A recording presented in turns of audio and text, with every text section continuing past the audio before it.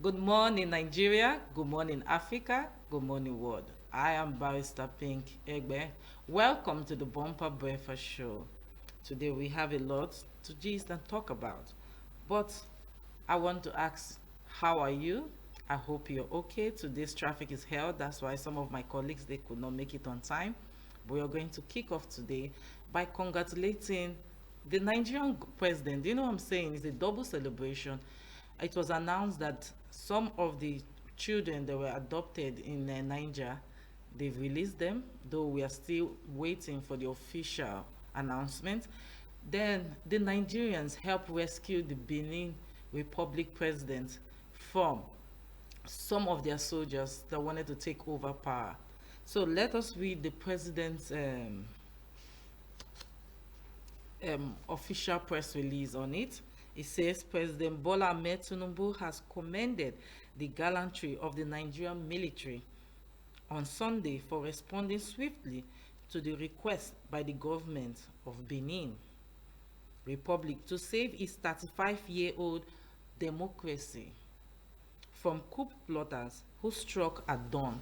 That was yesterday. Acting on two separate requests from the government of Benin, President Tinubu first ordered Nigerian Air Force jets to enter the country and take over the airspace to help dislodge the coup plotters from the national TV and a military camp where they had regrouped. The Republic of Benin, through its Ministry of Foreign Affairs, is a note verbal, in a note verbal, requested immediate Nigerian air support in view of the urgency and seriousness of the situation and to safeguard the constitutional order, protect national institutions, and ensure the security of the population. In the second request, the authorities in Benin requested the deployment of Nigerian Air Force assets within Benin airspace for surveillance and rapid intervention operation under Benin-led coordination. The Benin government, so just in case people don't understand, it is Benin Republic we call it, but it's actually Benin.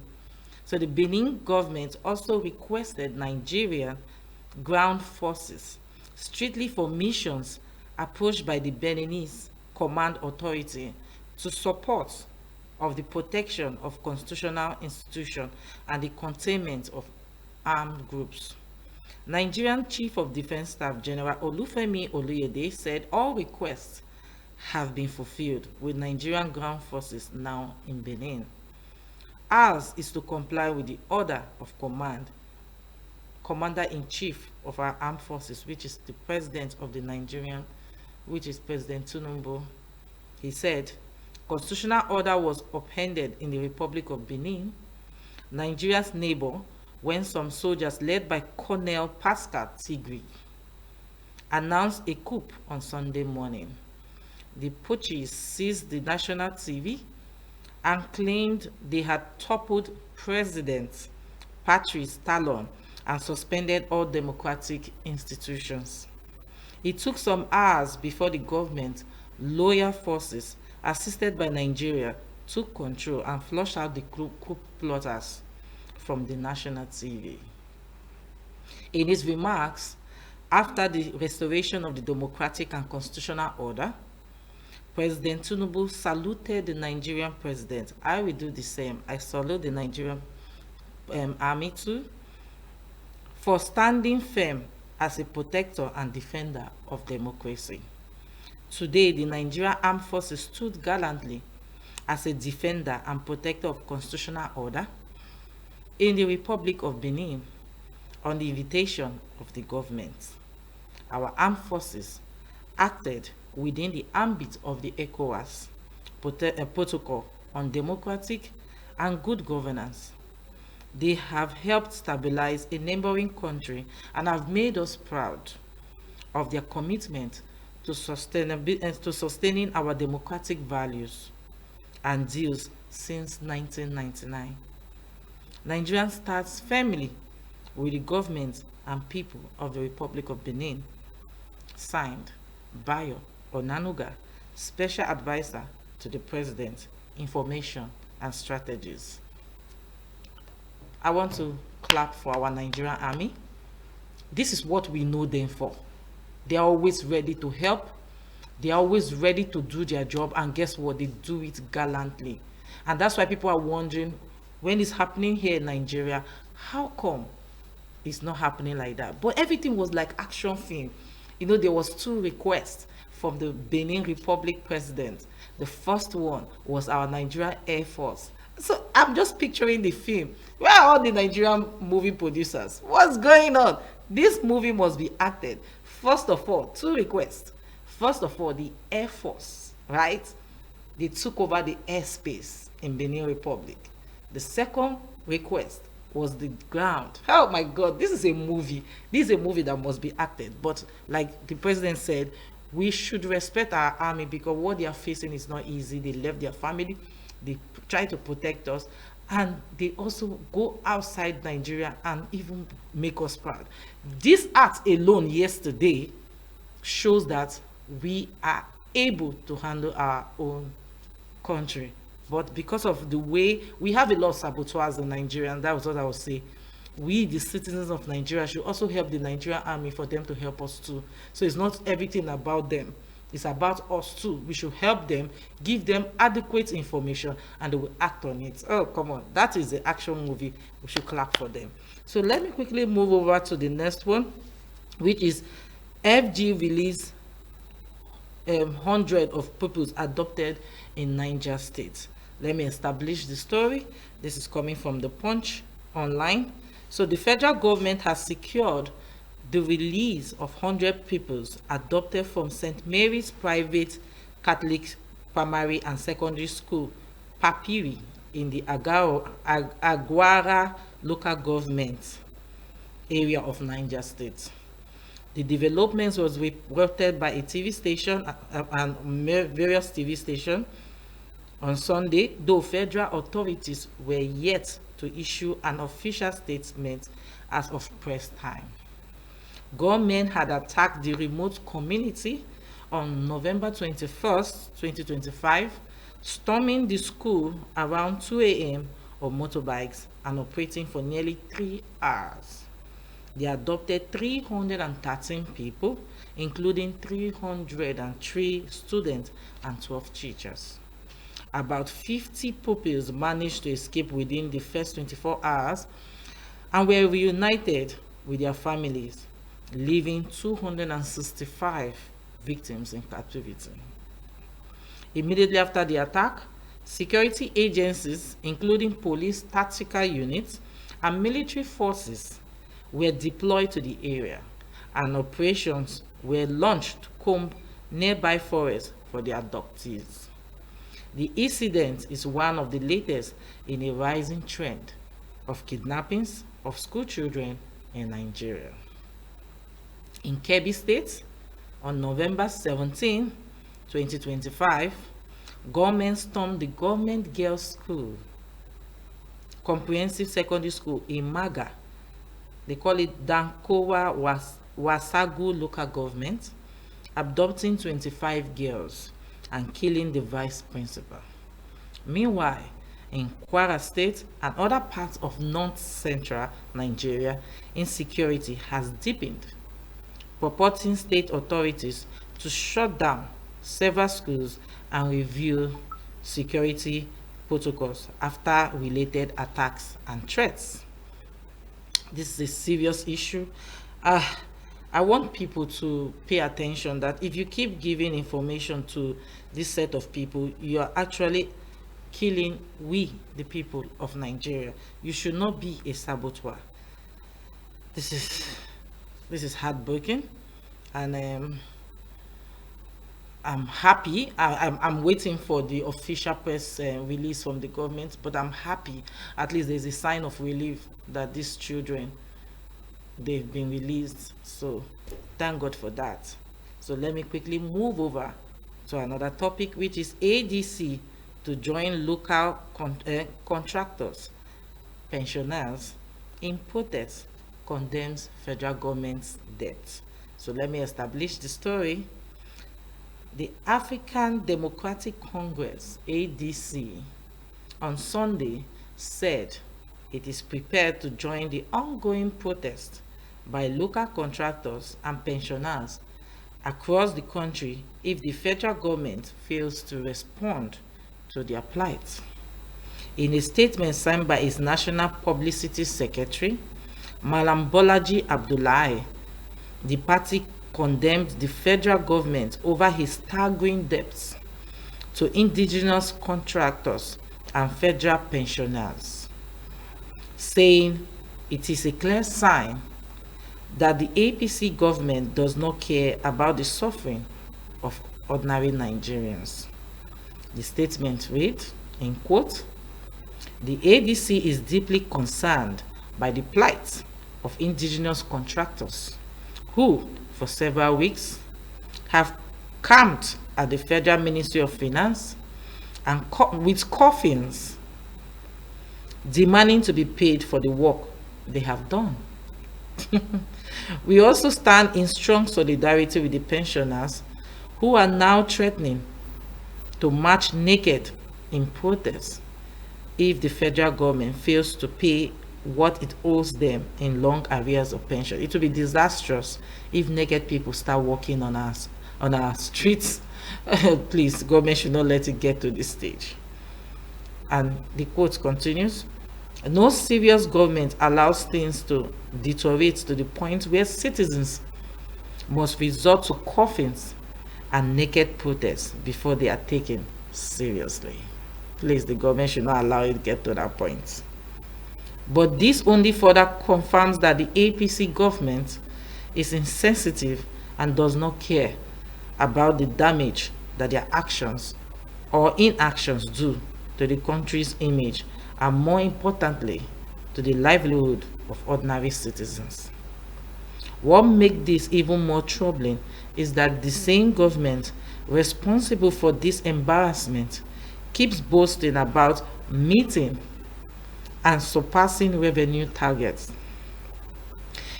If our national finances are truly as strong as the government claims, why are contractors still owed over 500 billion naira for completed projects? Why are pensioners still waiting for increments and palliatives that were approved more than a year ago? You cannot claim revenue excellence while ordinary Nigerians are drowning in unpaid debt. Something is not adding up. End of quote. The party expressed concern that rather than address the ranging crisis, the APC-led government was busy distributing campaign vehicles, mobilizing coordinators, and building structures for 2027. A government that cannot pay its own contractors and cannot honor its obligations to pensioners has absolutely no moral to be campaigning for another term. We have taken note of the untold suffering and humiliation that both the contractors and the pensioners have had to endure. This has to end now. The ADC is therefore prepared to march in solidarity with them if the government refuses to act immediately to address their plight. ADC said it will continue to stand with all citizens who have been pushed into hardship by this APC-led federal government failures. Where this government destroys trust, we will rebuild it. Where they abandon their responsibilities, we will uphold them. Pensioners and local contractors have sustained protests at the Federal Ministry of Finance in Abuja over unpaid contracts they have executed.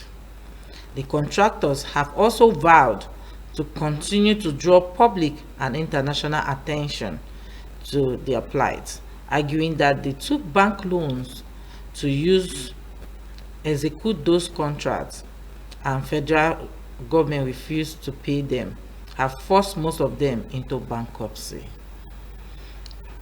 It is the same situation with pensioners who are also asking for their retirement benefits. having served Nigeria for many years before retirement. This is so sad. This is really so sad. Oh my gosh. I don't even know what to say, because just imagine you serve for 35 years. Usually, I think that's the maximum or so. You serve for 35 years in government. On the day you're supposed to retire, they'll be giving you one story or the other about your pension. It's not encouraging for people to want to work for the government. I want the government to take care of this. It's a little bit messy. So let me quickly move over to the Guardian Online, which states that SIGP Ehindero decries excessive military presence in democracy. Let me establish the story. Former Inspector General of Police, Mr. Sunday Ehindero, has decried military visibility in democracy, saying it is too much and not good for the country. Speaking on behalf of other retired Inspector Generals at the launch of 2 biographies of another former IGP, Mr. Usman Akali Baba, in Abuja, Ehindero said the military ought to be at the rear protecting the nation's territory integrity. With apologies to the military that are here, too much military visibility in a democracy is not good. The armed forces should concentrate on the country's borders to prevent the miscreants from coming into the country. That is what our Constitution says, a territorial integrity to be maintained and protected. He stated, I praise them for doing what he described as marvelous work. Ehindero suggests that the armed forces should concentrate on the country's borders to prevent the miscreants from coming into the country. That is what our Constitution says, a territorial integrity to be maintained and protected, is stated. Also, Ehindero expressed disappointment with some Nigerians who criticized the government for appointing Malam Nuhu Ribado, a retired police officer, as the National Security Advisor, NSA, saying that this is not the first time a retired police officer has held the position. In quotes, he said, I want to say clearly, he's not the first police national security advisor, he said, pointing out that late Jimata Gambo and a few other police officers had been appointed to the position in the past. While Baba, whose 2 biographies were launched, Giant Footprints and A Policeman Personified, hailed President Bola Ahmed Tinubu for his recent directive to withdraw police personnel attached to undeserving personalities, noting that this is the first time such an order will emanate directly from a sitting president. According to Baba, we have tried to do it as IGPs, but we couldn't make it. Let's see how this one will work. He also commended the president for his consistent action directed at restoring the dwindling police primacy in the internal security architecture.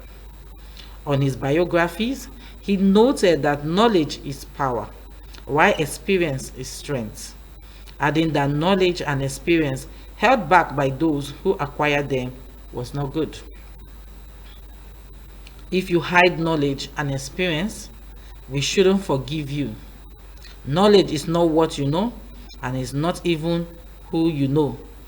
It is how much knowledge you give away. Holding knowledge diminishes your power because it diminishes your presence.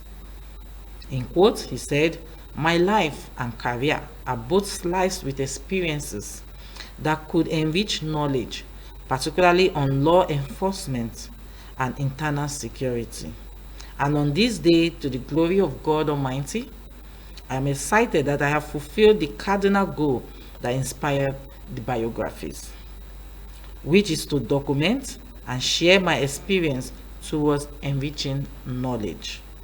Vice President Kashim Shettima, who was the special guest of the occasion, said the greatest tragedy of public service is not to serve without impact, but to walk through the corridors of responsibility without leaving behind a record of that journey. Represented by the Minister of Agriculture and Food Security, Abubakar Kyari Shettima, said, in quote, "For decades, this failure to document our life in office has sabotaged successive generations, forcing each to begin afresh, to search for their bearings through the dark of an unfamiliar terrain. And so it is an honor, a profound relief even, for us to witness a break from this tradition and silence today. There is no doubt that we are a nation that has paid dearly for the inadequacy of mentorships. We cannot claim to be a society ready for the future if we do not prepare the younger generations for the task ahead. There is no way to achieve this convincingly without documenting our experiences and bringing the next generation close enough to learn from the ropes." That is all from the Guardian online. I want to say something. You see, he launched 2 books so that the other police people and people who aspire to be police, man or woman, will read and be guided.